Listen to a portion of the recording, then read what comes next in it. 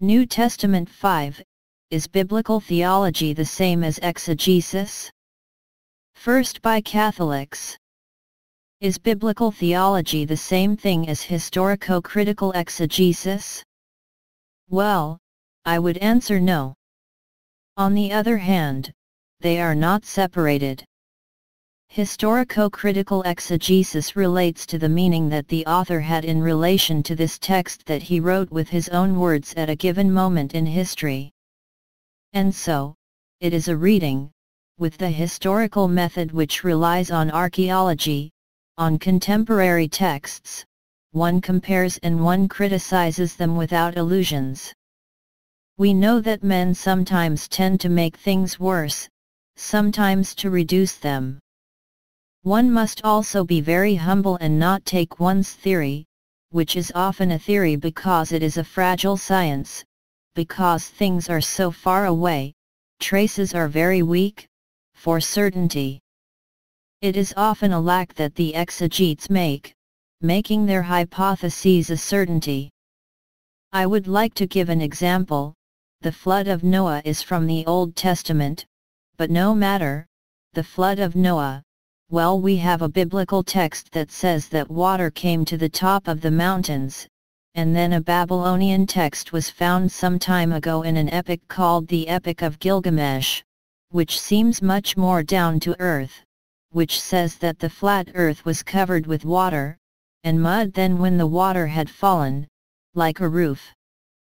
Which means that the biblical text, upset by what had happened, a local deluge in Iraq, certainly, and well, had made things worse because the author's emotion had passed.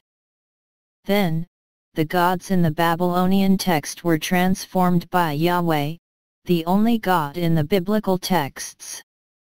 Historical-critical exegesis can really find that.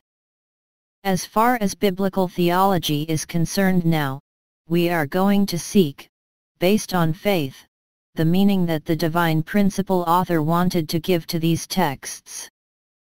As a result, we will use what the historico-critical exegesis says.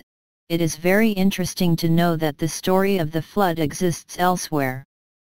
But we're going to look for what God meant, and it's obvious that this boat is an allegory, whether it existed or not. It's an allegory of where we are with God, and with God on is saved. But if we are outside this boat, which can be charity, the love of God, which can be the church when she lives from this charity, we are lost in her soul. We have an inner death.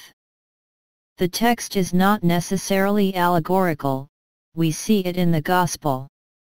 There is a typical example of the difference between historico-critical exegesis and biblical theology, in a passage from the Gospel according to St. John. St. John recounts how that year, a man who was high priest in Israel. The high priests of the Sanhedrin come together to get rid of Jesus. They wondered how to get rid of it. It will cause the ruin of the people.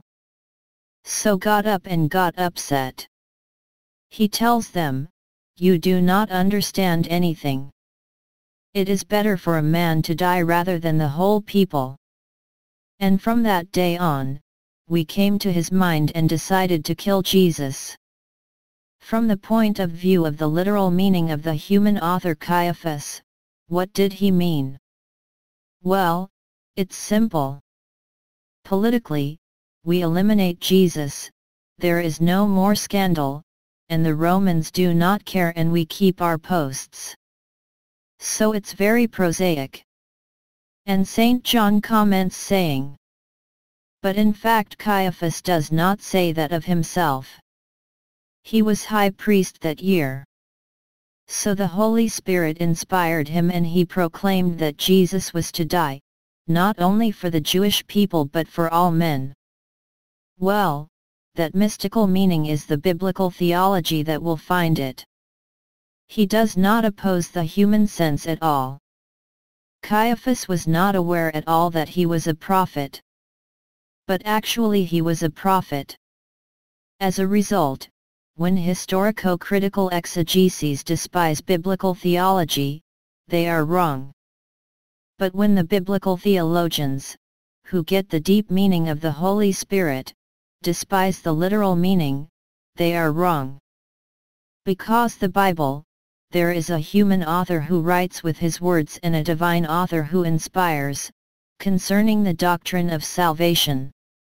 It is interesting to know both, to get closer to the meaning of this book.